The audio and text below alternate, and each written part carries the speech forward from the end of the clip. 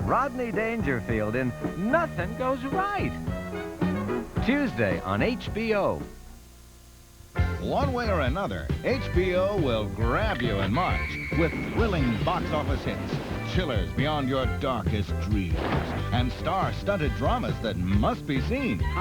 Plus an exclusive comedy special with Bette Midler, live stand-up with George Carlin. Great. Original HBO pictures and World Championship boxing. What a treat!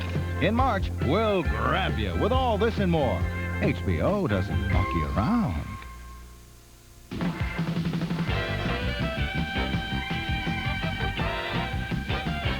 We could be going anywhere to see almost anyone from among the best and brightest in stand-up.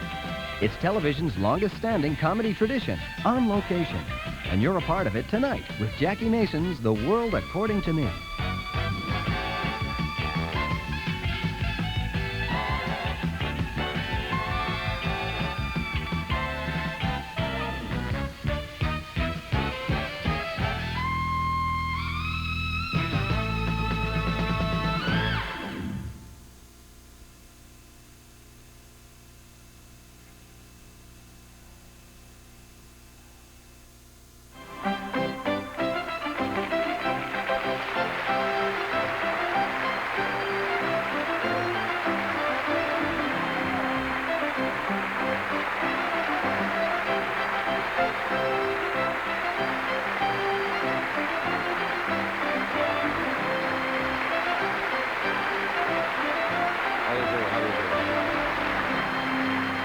A whole different type of a show. It's the first show in the history of Broadway without furniture. There's no furniture in this show.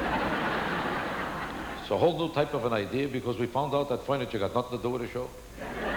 Every time you go to see a show, instead of watching people talking, there's chairs and tables coming and going, kitchen sets and living rooms. Who needs kitchen sets and living rooms? What does it got to do with a show? When you go to a furniture store, do they show you a comedian? That's my best joke, mister. This show got other qualities you don't see too often. It's got a lot of qualities. First of all, this is a one-man show, which disturbs a lot of people. You know, a lot of people say, who is one Jew to make such a comfortable living? But that's another thing. You don't need two people for one show. Why is it that subconsciously people somehow feel that the more people they see, the better the show? You ever notice that? Mister? People enjoy a show because there's more people in it. They see 10 people, pretty good show. 40 people, what a show I saw. 1,000 people, oh yes, this show. Did you enjoy it? I don't know, but was it busy? People need a crowd. What has a crowd got to do with a show? Huh?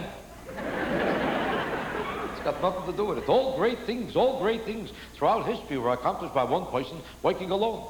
Michelangelo, the greatest painter, in my opinion, who ever lived, was Michelangelo. Why? Next. Because he painted the whole Sistine Chapel all by himself. Now, there were thousands of people with brushes. He could have said, mister, help out, the ceiling needs painting, take a look. But he never asked for help, did the whole ceiling all by himself. Took him 30 years because the man was a schmuck.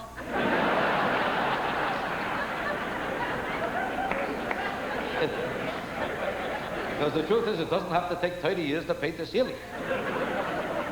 I got a brother-in-law, 2 kitchens and a toilet, an hour and a half. Because he knew this is no job for a brush. A roller does the same thing. See, this show is not for everybody. I don't know if you noticed that. I realized that as soon as you came in here, mister. It doesn't bother me. Some people like you, some don't, let's be honest. Like I have a girlfriend. My girlfriend to me is the most wonderful, most remarkable person in the world. That's to me. But to my wife?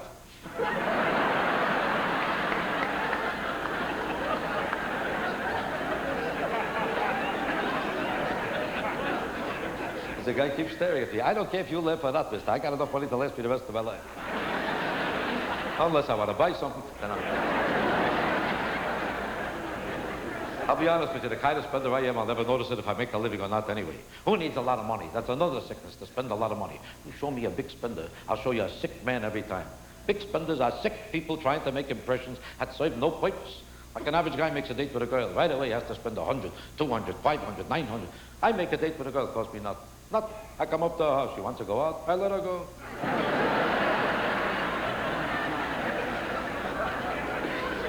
What's my business? I have to follow her around. Well, let's be honest. Why does a guy take a girl out in the first place? He takes her out so he can be with her when she comes back. I'm there already. Where am I going?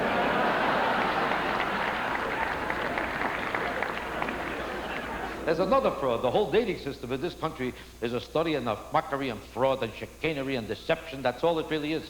The most honest man in the world, as soon as he makes a date, he becomes a liar and a fraud. Every man, I don't care who he is. Right away, he starts out, hello, did you eat yet?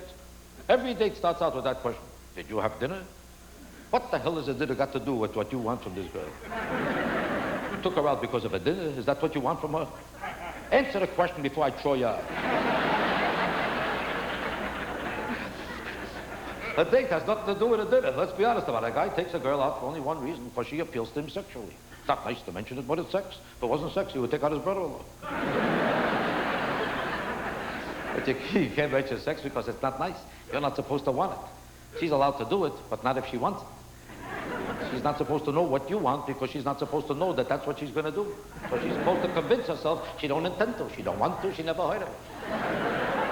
So you have to figure out how to get there without talking so she can do it without hearing.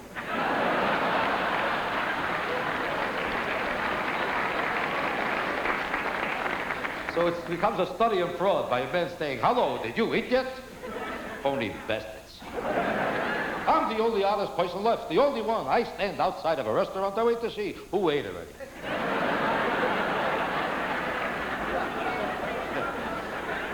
On the way out, I say, hello, you ate? Good, otherwise... You understand this? Not that I want to talk about these things, because this show is not about sex, and I'm proud of that fact. I'm proud of the fact that it's the only clean show probably on Broadway or any place else. I don't think there's a clean show left anyway outside of this show. Every show today is about one thing, sex, and sex, that's all you hear about in every show. We're living through a period of the vulgarization of American standards, American culture, American entertainment. Everything became sex. Every major novel today is about sex. It's all you hear about. Every major movie, sex and sex. Why don't they talk about something else? Why don't they talk about music? Don't you think music is more important than sex? I mean, for men in your condition. I always thought that music was more important. That's the truth. I always did. Then I started to notice that if I don't hear a concert for a year and a half, it don't bother me.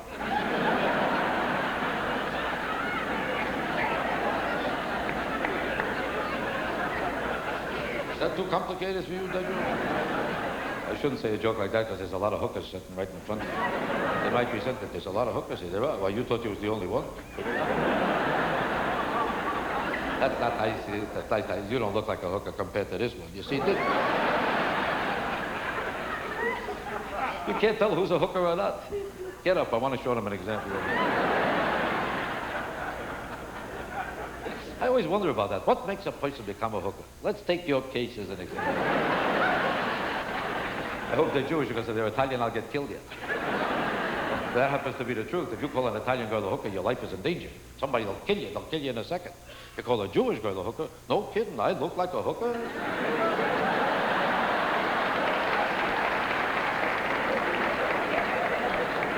How come I never heard that before? When did you notice it? Was I standing like this?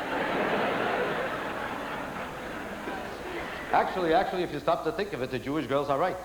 They are right, because it is a compliment to say that somebody looks like a hooker. People never think of it, but it is a compliment. It's a great compliment, because you're saying that this is a beautiful woman. That's what you're saying. You have to be a beautiful woman to make a living from that field. Let's be honest, a short, fat yenta with a mustache, what are you going to give her?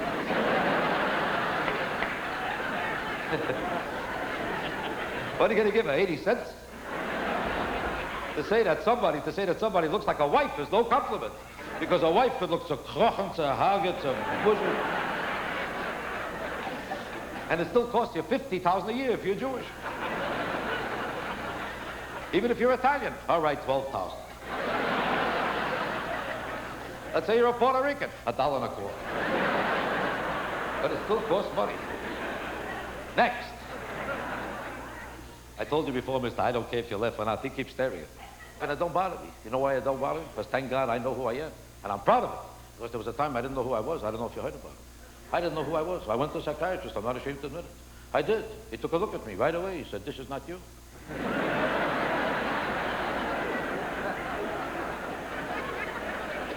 I said, this is not me. Then who is it? He said, I don't know either. I said, then what do I need you for? He said, to find out who you are. He said, together, we're going to look for the real you. I said, if I don't know who I am, how I know who to look for? And even if I find me, how I know if it's me? Besides, if I want to look for me, what do I need him? I can look myself. Or I can take my friends. We know where I was.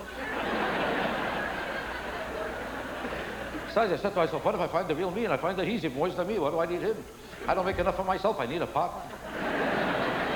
10 years ago, I'd be glad to look for anybody. Now I'm doing good. Why should I look for him? He needs help. Let him look for me.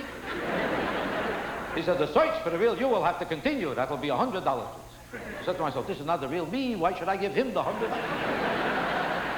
I'll look for the real me. Let him give him the $100.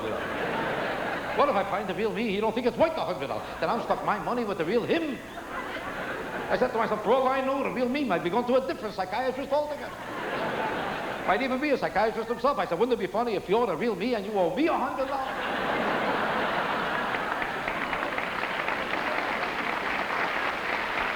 I said, I'll tell you what, I'll charge you $50. We'll call it even.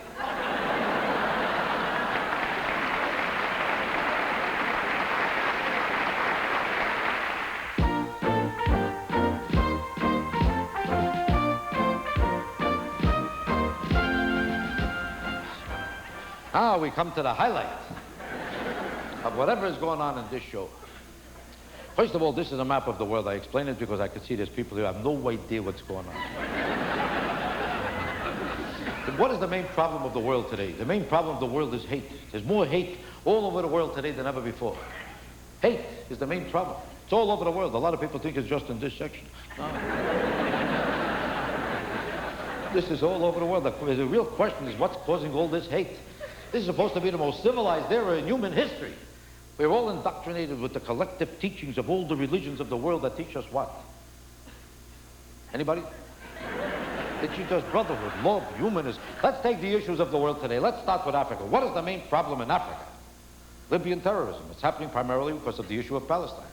It expresses the frustrations of the Arabs because they cannot fight Israel on equal terms. Because Israel turns out to have the toughest army, man for man, in the world today. The toughest army.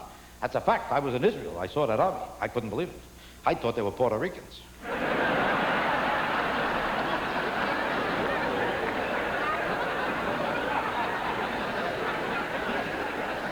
They even talk Hebrew like Puerto Ricans. Señora, carara, carera, carara, carara. Why do you think Israel won the first war in 6 days where the Jewish general couldn't even see what he was doing? Spent the whole time with the patch looking, where the hell is the war? It's a lucky thing the Arabs came from this side. If they came from that side...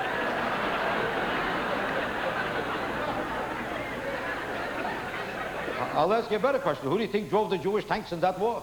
Puerto Rican soldiers. That's right. What do you think? A Jew is going to get out of a Mercedes to drive that tank?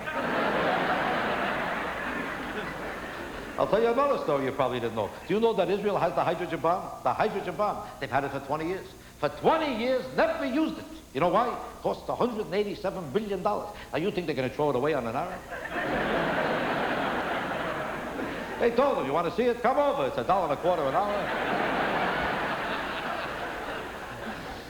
I'll tell you another thing. Do you know that Israel could have had the Suez Canal in that war with Egypt? A lot of people don't know that either. The Suez Canal, they could have had it. They didn't want it. There's no boardwalk. What the hell are they going to do?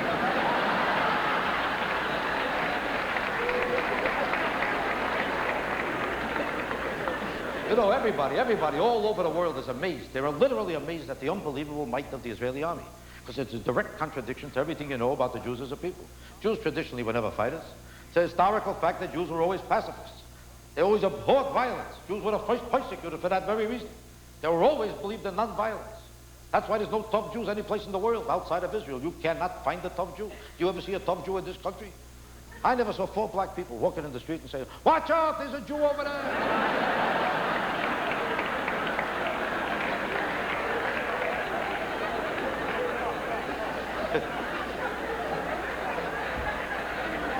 Well, let's be honest. You ever see anybody afraid to walk into a Jewish neighborhood because he might get killed by an accountant?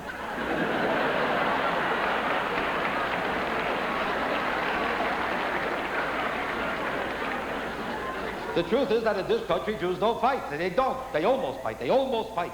Every Jew I know almost killed somebody. They'll always tell you, if he said one more word...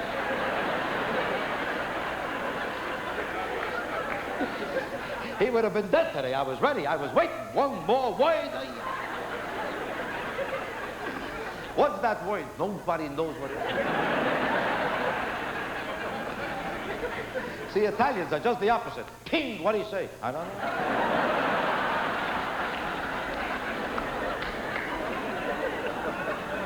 See, Italians are just the opposite of Jews. A Jew cannot fight in the street, but in an army, he'll kill you. Italians are just the opposite. In a street, they'll kill you in a second. But somehow, if you put them in an army...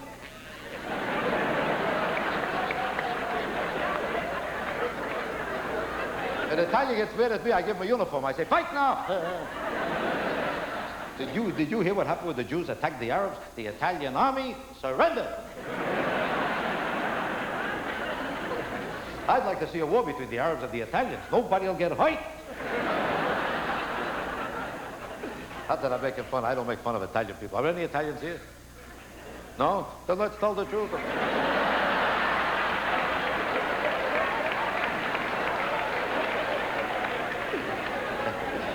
I'm kidding you. I love the Italian people.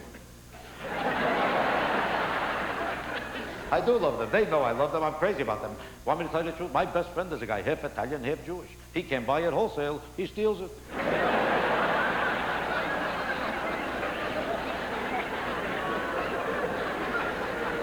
Wait, I got another friend. He's half Polish and half Jewish. He's a janitor, but he owns the building.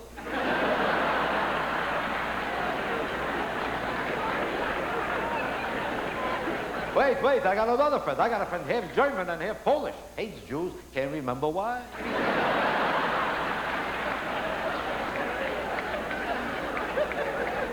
Let's leave these jokes out. These jokes are ethnic jokes, and I can't stand them. I don't make fun of Polish people, and I hate anybody who does. But something obnoxious to me about Polish jokes. It always makes it sound like Polish people are dumb, or they're stupid, they're idiots. I say it's nobody's business.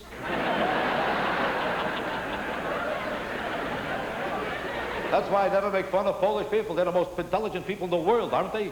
Takes a schmuck like you to believe that. Are there any Polish people here at all? No? See that? They couldn't find the building. They couldn't find the building. That's not nice to say. I'm sure there are Polish people there. They just don't understand the question.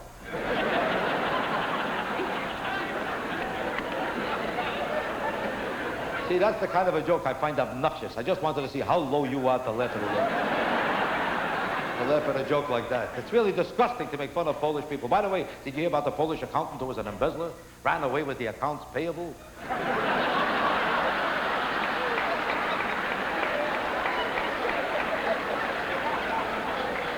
See, I just show you an example, and that's why I would never tell a joke like that. Because I find it personally offensive and degrading to tell jokes like that. Because I never cared if a man is a Jew or a Gentile. That's why I'm such a hit.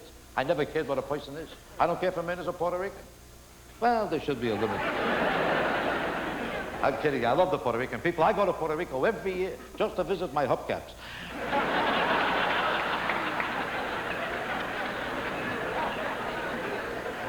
I never understood why people laugh at minorities. I'm always offended by those type of jokes. I am.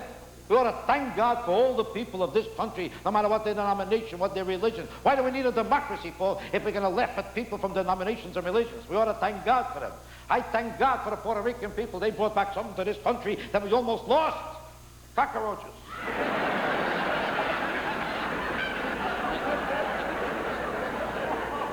I'm not picking on Puerto Ricans when I say that, let's be honest. All poor people once had cockroaches. I'm not picking on them. If you're Jewish or Italian, there were once cockroaches in your house too. Let's be honest. The only people who never had cockroaches are white Protestant American Gentiles.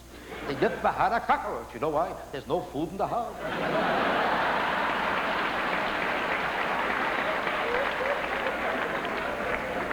Well, let's be honest. How much can a cockroach drink?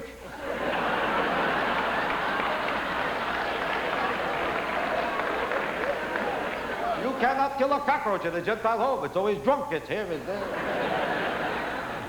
A Jewish cockroach you could kill in a second weighs 300 pounds. Just ate a prune Danish. Boom, and then...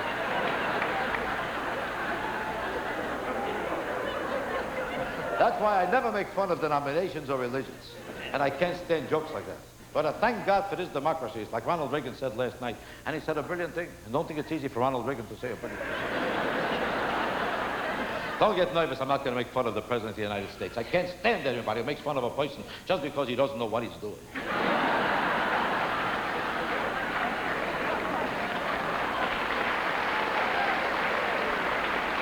I think Ronald Reagan is probably one of the greatest presidents that ever lived. That's right. Just so happens this is not his field, and that's right. No matter what happens, he jumps on a horse, eats jelly beans, and runs and runs. He is so busy, they keep hollering, Mr. President! And I'll leap. It's a new type of a president. Every other president we ever had always looked troubled and miserable and nauseous. As soon as they were elected, they became miserable. You remember Carter looked so fucking so miserable. Johnson was nauseous and nervous. And Nixon so fucking so miserable. This guy,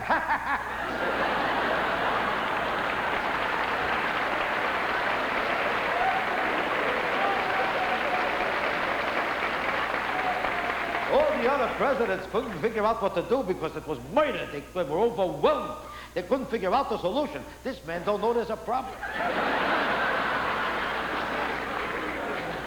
That's why he looks younger and younger every day. He keeps laughing and running. He is so happy. He's the happiest president we ever had. I found out why he's so happy. He can't believe he got the job.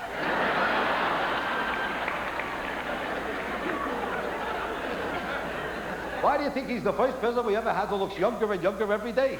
Even when he's doing nothing, he looks so happy doing nothing, you think he did it already. You don't know what. He came back from Reykjavik, from that meeting with Gorbachev. What happened? He said, nothing. Everybody said, thank God. Then he jumped on a horse. Where you going?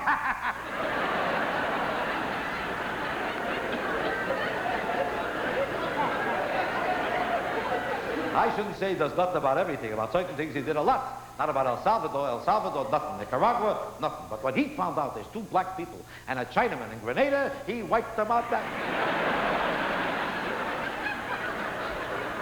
And I'm proud of him because since then Grenada has never attacked this country. For years I couldn't sleep nights. I kept wondering, did you hear from Grenada? The people love him because he's firm. He's firm. He might be on different sides of an issue every day, but he's always firm no matter which side he's on. I said to him, how do you feel about abortion? I'm against it. Unless the girl is pregnant, that's another story. But people still love him. They love a man who's tough and firm, whether he's doing something or not. Figure it don't bother him, why should it bother you? And okay. That's why nobody voted for Mondale, because Mondale reminded everybody of Carter, always nauseous and miserable. He made the whole campaign about one issue, the deficit. Is this a deficit? I never saw such a deficit, a deficit. Kept hacking a deficit, a deficit. Reagan gave him the perfect answer. He said, there's no deficit.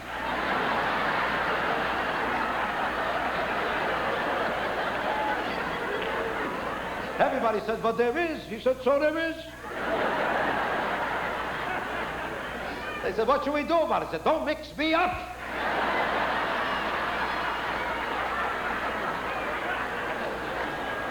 Then he worked out a whole plan how to solve the problem of the deficit. The plan was brilliant. It was a brilliant plan. He said, if you spend more and more money on defense and you take in less and less in taxes, as it unbalances more and more, it balances out. Fight. He said, how does this work? He said,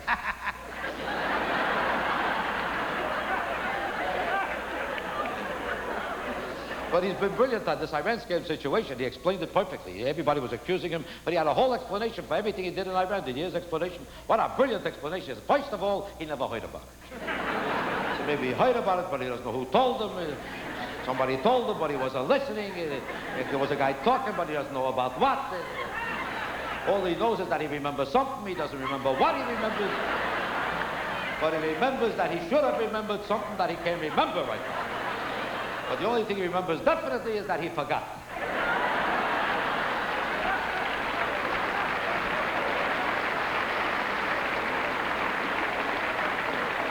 At first, when it all started, they said to me, you made a big mistake. He said, I never made a mistake. But you did. Well, maybe I made a little mistake, but it wasn't an important mistake because I didn't know I had the job at the time. I knew I was working. I forgot where. I knew I was a president. I forgot which country. I knew I was elected. I didn't know where. But I knew that whatever I knew, it's not my business. It's not my field. I never... Besides, when they told me, I couldn't have heard it because they were talking on this side. I only heard on that side. You don't remember nothing at all? Don't you remember the Tower Commission made a report that he made a big mistake? So he went back on television at the time, and he announced, this is the biggest mistake I ever made. About what? I don't know.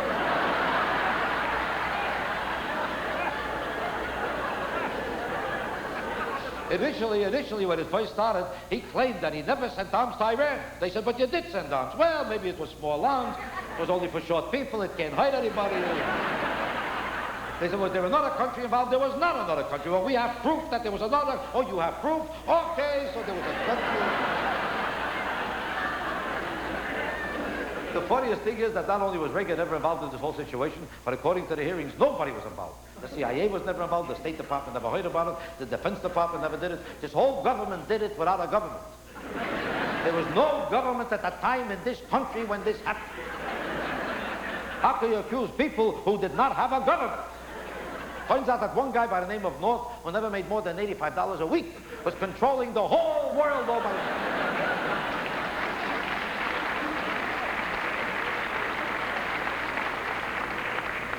Compared to these people, I trust Hart. Hart sounds like an honest man. He had a great explanation for what happened. You remember Hart's explanation? It looked like a girl, but it wasn't really a girl. People thought it was a girl. Not all girls are really girls. They come out like girls. Forget about it. It had nothing to do with it. Why did you go through the back door? She thought it was the front door. What was she doing there? She was looking for a job. 5 o'clock in the morning, she was looking for employment. Then he said he couldn't have done anything because he was only there with her for 5 minutes. Then his wife said for him, 5 minutes is plenty. I'm sorry he's not going to be president. He would have been on top of everything.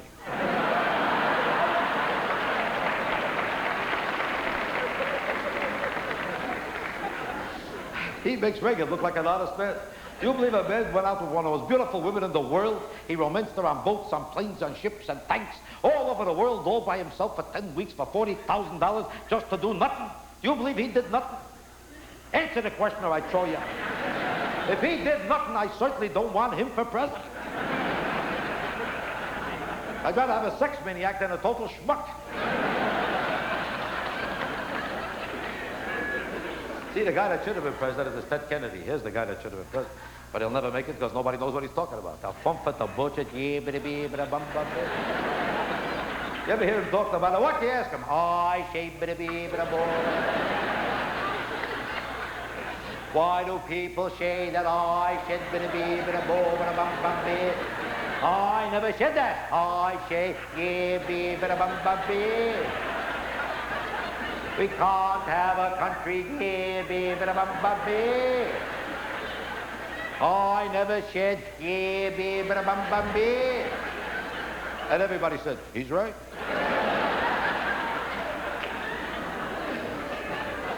The most brilliant man in the world is Henry Kissinger. There's a brilliant man. Henry Kissinger.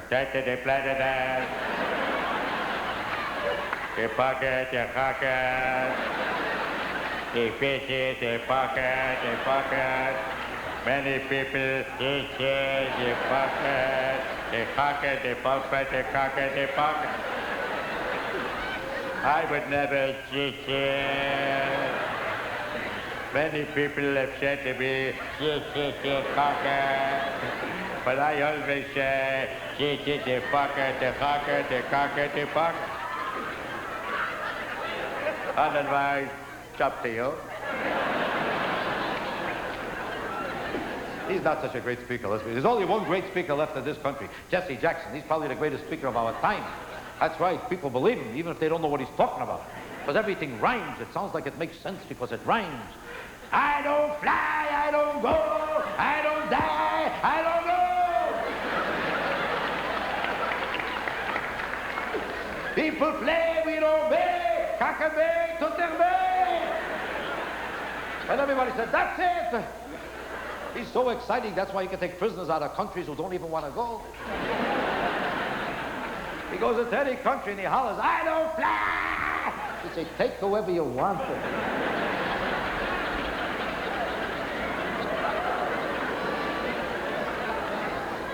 I'm not making fun. I don't make fun of great people. You don't hear me make fun of Menachem Begin. See, you know why? Because the truly great man of our time is Menachem Begin, the ex-prime minister of Israel. most brilliant orator who probably ever lived, the greatest thinker, the greatest speaker. The words that Menachem Begin has uttered will live forever. Nobody will ever forget when Menachem Begin said those immortal words. All right.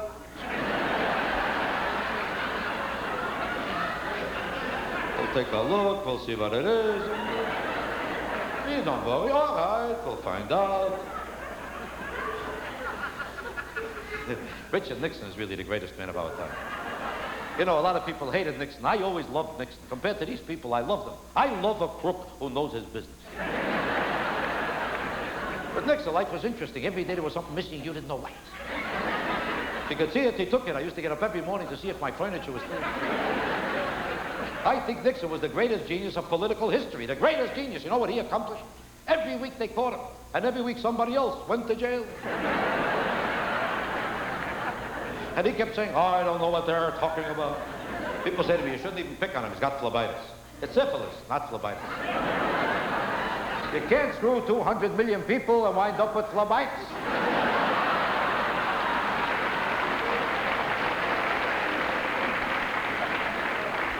See, I'm very careful what I say about people. I don't talk this way about Ronald Reagan because I know Ronald Reagan is an honorable man who didn't get caught yet. And you shouldn't blame him for the deficit either, because the deficit is not his fault. It's not his fault. He can't do nothing about it. This is no job for a Gentile. We need a Jewish president. We need somebody who knows how to show a profit for this country. This is the richest country in the history of the world, and every year we lose money. We haven't had one successful season yet.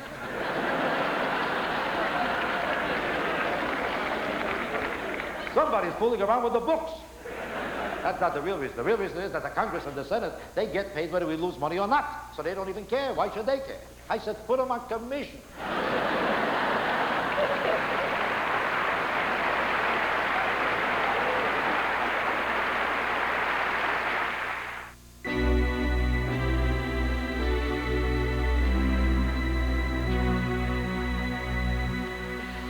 You see, there was great symbolism and significance in what you just heard.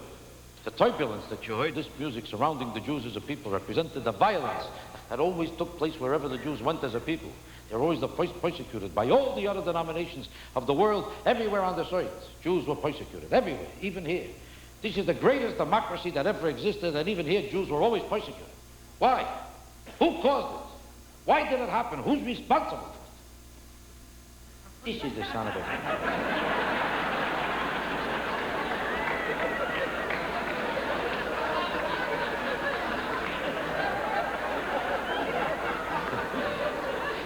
Who knew he would be sitting right in front of me?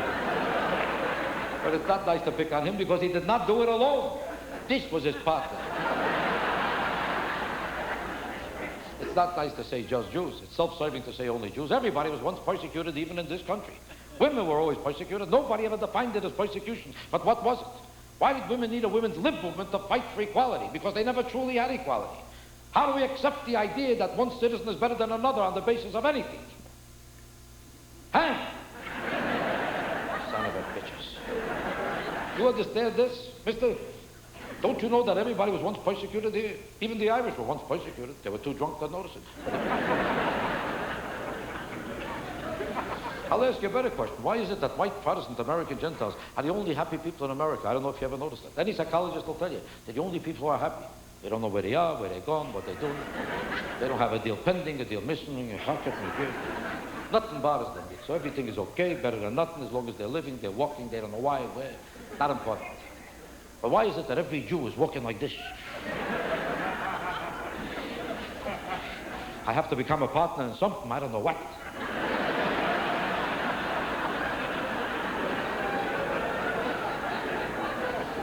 Why does every Jew have to become a partner? Because Jews could never get jobs. Historically speaking, they couldn't. It's only recently that Jews have achieved some degree of equality, but before they couldn't get jobs. The reason that Jews became businessmen was to overcome persecution. They were circumventing the system by becoming businessmen. That's why Jews are all businessmen to this day. Whether they have a business or not is not important. They're businessmen. Say hello to any Jew. Don't mix me up. I got a deal pending. Every Jew has a deal pending. He can be working in a toilet, but he's going public.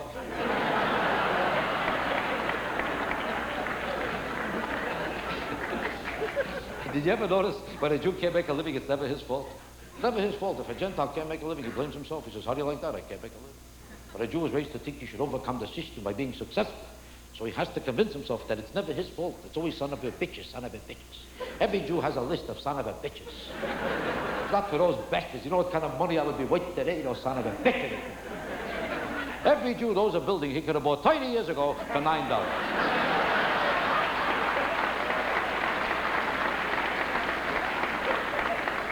They'll all tell you know what that building is worth today? 147 million. They talked me out of it, those son of a bitches. They talked. You tell them, why don't you buy something now? No, now it's too late. This looks like a Jewish husband. He's afraid to laugh. That's another thing that's true about Jews. They're afraid to laugh. They have to get permission from their wife first. If a Gentile thinks I'm funny, he laughs. If a Jew thinks I'm funny, he looks at her. He's funny. He's funny. Isn't he funny? He's not. He's not. It's up to you. It's up to you. Oh, it's not. I thought it was. Whatever you say, whatever you say. Every Jew spends his whole life like that. You're right, you're right, you're right. Oh, you know, you're not. I thought you was. Whatever. All right, we'll sit down. We'll get up. We'll get up. We'll get up. All right, then we'll go. We won't. We won't. We won't. You ever understand why a Jewish husband is the most intimidated husband of all the people in the world? He is the most intimidated of all the people in the world. Gentiles are never as intimidated, never, by their wives as the Jews. What is this about the Jew that makes him so intimidated by a yenta without a job? Why is it when you watch an Italian in the audience, an Italian has a whole different cultural attitude towards his wife than a Jew does? It's a whole different history and a whole different attitude. An Italian sits like a tough guy, he sits like this. I can always pick him out. His wife is sitting like this. Jewish couples are just the opposite. He's sitting like this. She's looking like this. Because he knows he owes her money, he can't remember why. Every Jew is in debt to a yenta without a job. She's not working and he owes her money. Every time she sees him, you owe me for this. I forgot. How do you owe a person money who's living in your house for nothing? I don't understand. You understand this? Who the hell is she to give you orders? Years ago, a Jewish wife cooked for you, cleaned for you, worked for you. But today, let's be honest. Today, when a Jewish woman says, I do, that's the last thing she does. And he's still intimidated by this yenta. You know this? Why is he so intimidated by her? This is ironic, because a Jewish husband usually is a guy who suffered and struggled to get ahead. He's usually a partner in every company, and all day long everybody's saying to him, yes, sir, yes, sir. As soon as he opens the door to his own house, you schmuck. And he goes, and 10 seconds later, he becomes a garbage collector. Here's the garbage, and the schmuck is taking garbage, in garbage, out garbage. She hasn't cooked a meal in 9 years. Where does this garbage come from?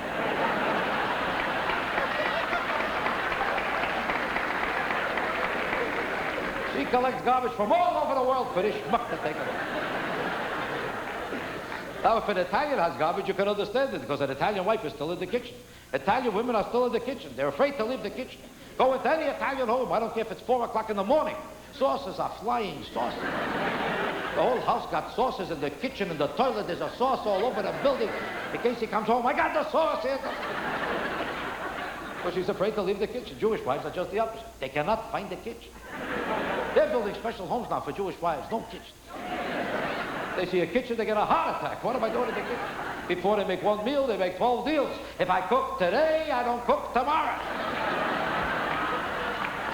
If I cook tomorrow, I'm off Thursday. Friday, I'm in a Chinese restaurant. Every Jew that gets married knows he's going to spend the rest of his life going from one Chinese restaurant. They make a deal with a Chinaman before the wedding that this will be it. I hate Chinamen all my life. You notice that they never eat in a Jewish restaurant? Never.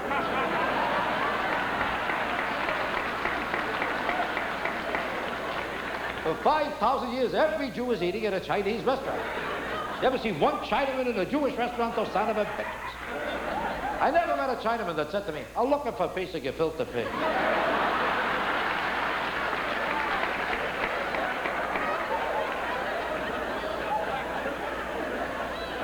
I'm not picking on people, it's not my nature. You know, a lot of people resent this material. They say, I generalize about Jews and Gentiles and differences. Everybody knows there is a difference between Jews and Gentiles. If there wasn't a difference, I would have no act at all.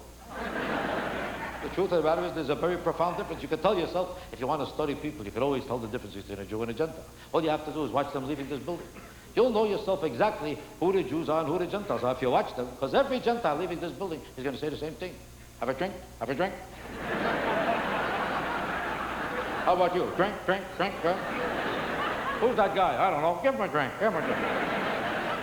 Who's on the floor? Pick him up. Give him a drink. Drink. Here, go on. Have a drink, Charlie. That's all they'll talk about. And every Jew will be saying the same thing, too. Did you eat yet?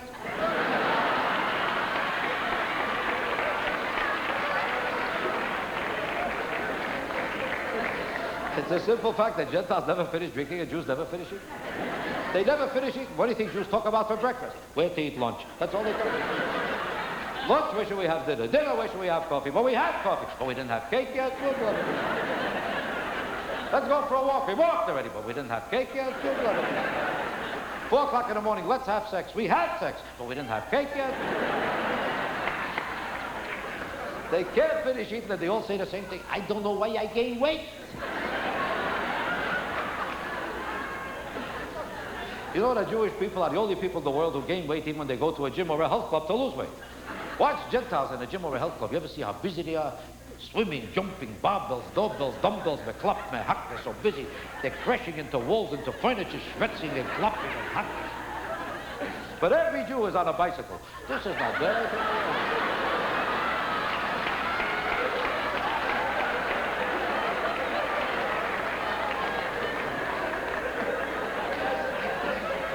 The proof is, if you take a look at any Jew, his chest is collapsing, but his legs are blowing up from the bicycle. Everything I'm telling you is the truth. Why do you think you never see a Jew in a bar? You never see a Jew in a bar. I don't mean a real pickup joint where lowlifes run around picking up girls like this man.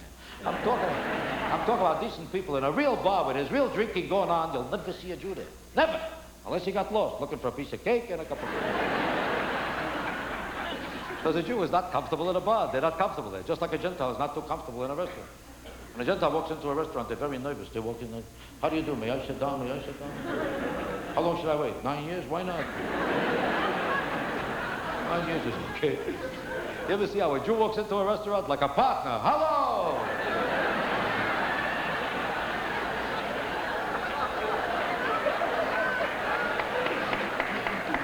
Let me see my table. No matter which table you show him, you call this a table for a man like me? I don't sit so close to a wall, so far from a window. My wife don't like to face this way, I don't like to face that way, we don't like to face this way. Why is there so many people in this section? They can be moved over here. The Gentiles ate 4 meals already, and the Jews are picking furniture. Let me see.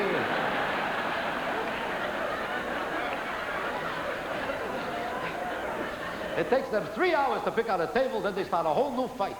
Why is it so drafty here?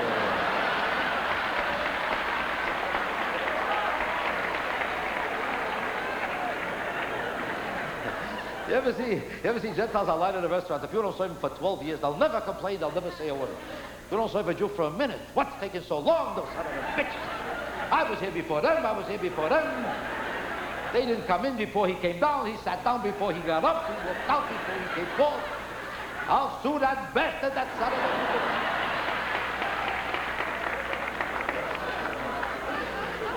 bitch. And meanwhile, the Gentiles are sleeping and sleeping. You see, food is not a very important factor to a Gentile. It's not an amazing difference to them. They don't care. It's an emotional experience. It doesn't mean nothing to them. They eat it, they don't, they got it, they didn't. It's not important. They wait for the meal to come. They can fall asleep. If it showed up, they don't remember. It's not important. They can't get emotionally involved in food. You understand this? They eat, let's say, scrambled eggs with French fries. They order it, it comes or not, they don't remember. You ever see a Jew order scrambled eggs and French fries? It's an emotional experience. It's a major problem. Listen, I don't want the eggs over light. I don't want it too light. I won't want it too heavy. I don't want it low. I don't want it high. I don't want it very scrambled. I want it slightly scrambled. But I don't want it too soft. I want it a little hard. I don't want it too hard. And I don't want a lot of eggs. I want a little eggs. And I don't want it on the same plate. I want it on another plate.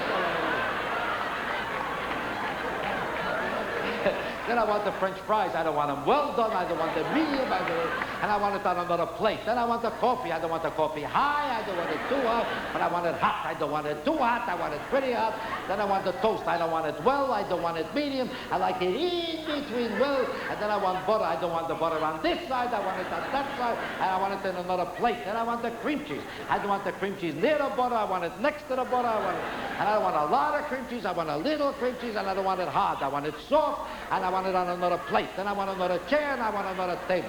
I want another glass. I want 2 more chairs. I want 2 more napkins. I want another floor. I want another building.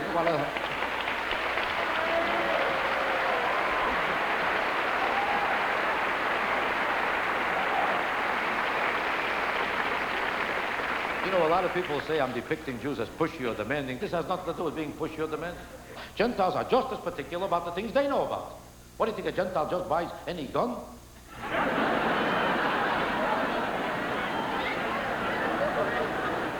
Guns are his field. He knows he wants a Magnum 2, Magnum 4, 27, 39. You show a gun to a Jew. Who a gun? Take a look. Guns are not for Jews, let's be honest about it. You ever see a Jew join a rifle association? Never, unless there's coffee and cake.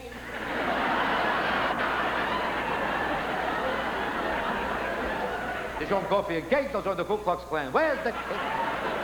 You ever see Gentiles go to Europe? They come back with pictures of statues, museums. Jews come back. I ate a piece of cake in Austria. I don't know what they do to the cake in Austria. There's no such cake anywhere in the world. Are you missing something? If you don't eat an Austrian cake, you got nothing. I don't know what it is. 10 minutes later, 10 Jews are packing. Where you going to Austria? I heard about the cake.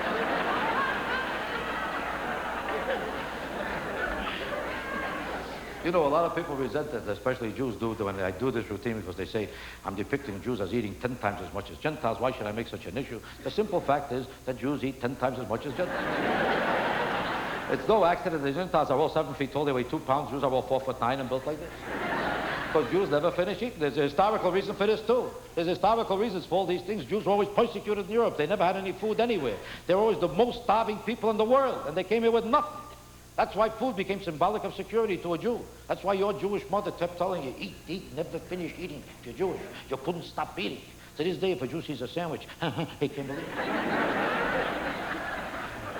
Why do you think every portion of food comes out 10 times the size in a Jewish coffee shop than it does in a Gentile coffee shop?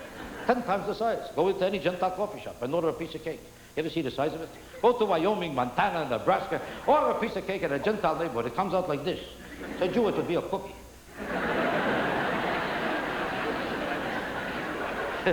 You gave a piece of cake like this to a Jew, you would be in court for the rest of your life.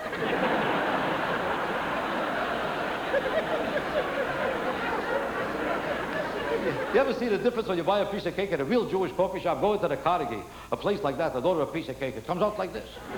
Gentiles never saw that. They don't know what the hell. They think it's a birthday card.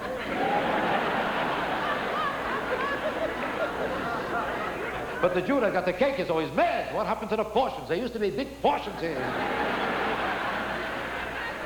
He's screaming and the Gentiles are singing, happy birthday.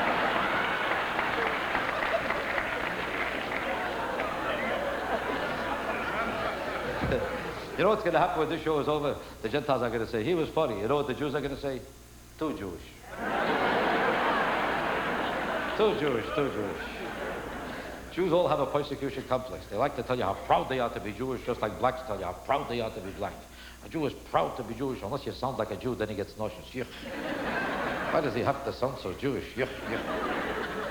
They all say that. Why is it that no Gentile ever said to me, I'm too Jewish? Maybe he can't stand me, but there must be a different reason. The fact that I'm too Jewish doesn't bother me. But every single day after every show, there's at least one lady that comes over to me and says, you don't have to talk like that.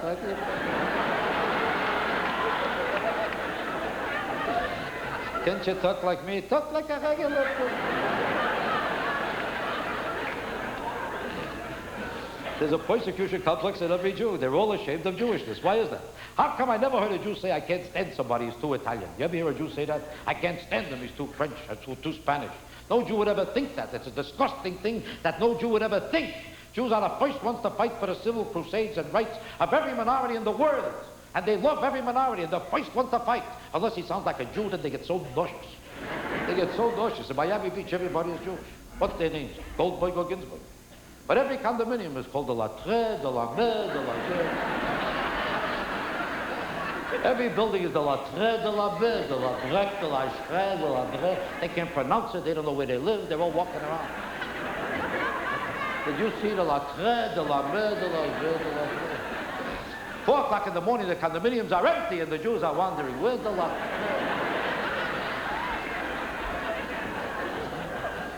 The Jews are embarrassed by anything Jewish. If they buy a fancy dress, a Jewish woman always makes sure it's a French designer or an Italian designer. If Saint Laurent, Saint Laurent, Saint Lapré, you ever hear a Jewish woman say, I'm wearing my Horowitz today?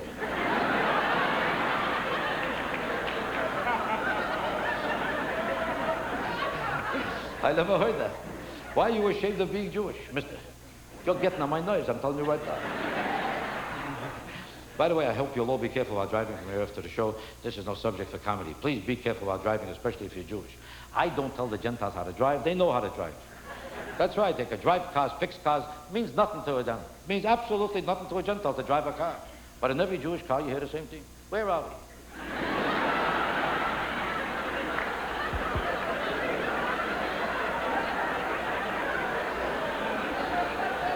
What happened? They put an ocean in here? When did they put it in here?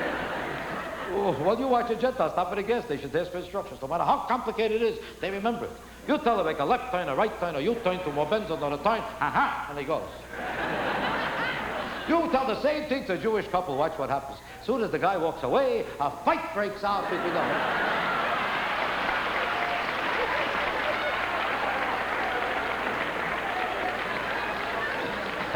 And you'll always hear the same fight. You thought I was listening?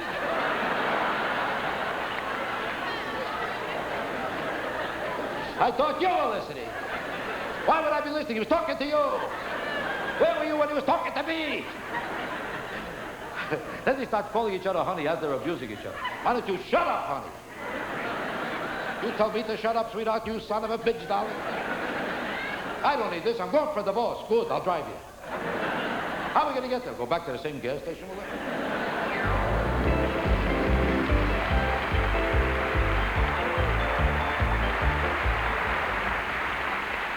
Thank you. But before I go, I want to pay tribute to Ed Sullivan.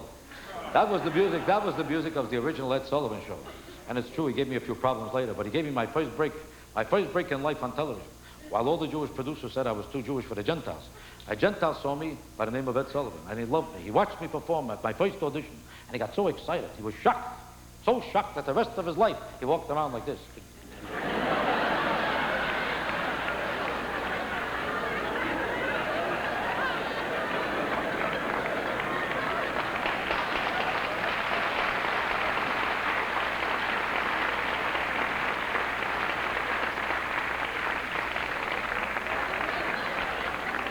Good evening, ladies and gentlemen.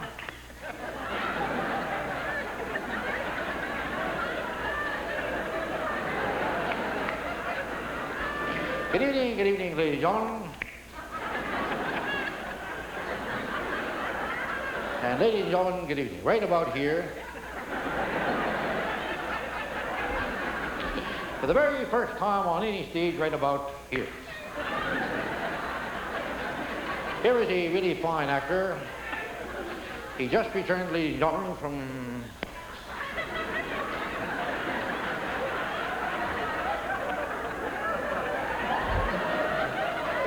He just returned, ladies and gentlemen.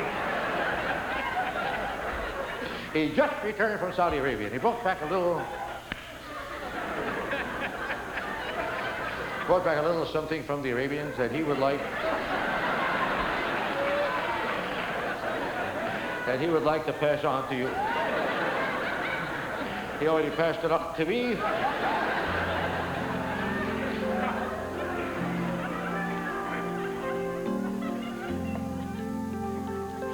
Well, ladies and gentlemen, I want to thank you very much for being here. I hope you don't mind my making fun that way of Ed Sullivan. The truth of the matter is that he did give me my first and only break there when it really counted at that time on television. I did have a problem with him when he called me a dirty person because I'm not a dirty person. It's not the nature of my character or my behavior. So to prove I'm not a dirty person, I had to sue him at that time for $3 million. wasn't a personal vendetta. I had to protect my reputation, so I sued him at that time for $3 million. Originally, I was suing for 12. I took a $9 million loss.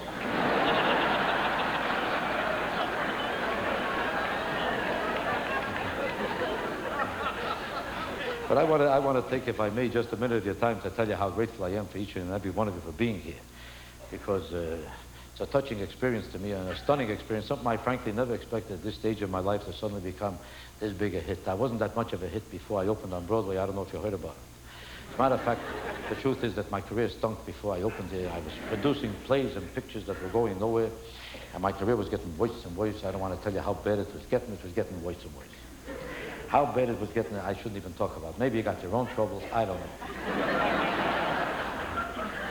But the truth of the matter is that I decided as a move out of more of desperation than anything else to do a one-man show in Beverly Hills, and I was shocked when it became a hit. Nobody expected it to become a hit, and 6 months later, it was still a big hit. So everybody said, maybe we should try it in New York on Broadway. Frankly, I was very nervous and frightening. To me, it's a frightening thought to open on Broadway. Everybody is nervous to open on Broadway. For me, it was more nervous than most people because, frankly, I didn't think that I would be accepted on Broadway because of the Bush circuit attitude that people have about my voice, about my diction, about Brooklyn. There's an elitist attitude on Broadway that finds it difficult to accept such a Jewish accent. So I said to myself, what have I got to lose? I'll take a chance. I'm not doing nothing anyway. And when I opened on Broadway, I was shocked because the New York Times critic not only liked me, but he loved me. He made it a phenomenal review out of this show. He called it the best, the greatest, the finest thing he ever saw. It cost a few dollars, but it was worth it.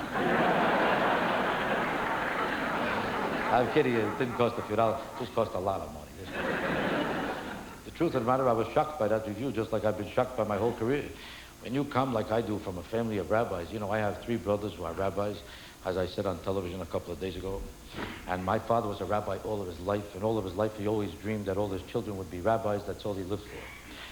So naturally, when it was time for me to become a rabbi, I didn't have the heart to tell my father that I'm not going to, because that's all he lived for, and I didn't want to hurt him. It probably would have destroyed him if he suddenly found that one son was not a rabbi.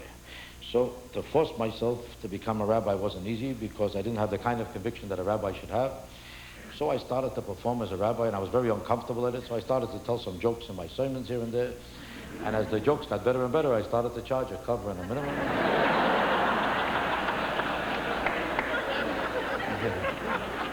And the amazing thing is that as the Gentiles in the area heard about me, more and more Gentiles came to see me. So many Gentiles came that before you know it, there was no room for the Jews. The Jews couldn't get in the building. They couldn't get in there. I became the only rabbi of a Gentile congregation in the region.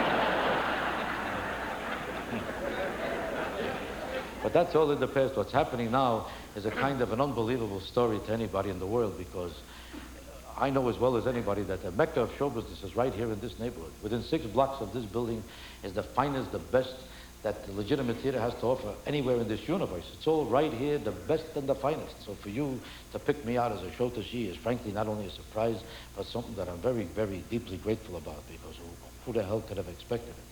I want to thank each one of you, because each one of you has made it possible for me to become some new kind of a star, and without you here, it never would have happened, because in an empty building, you can't tell a person is a hit. I would really like to thank each one of you personally and individually. Unfortunately, I'm now such a big star, I got no time to talk to you.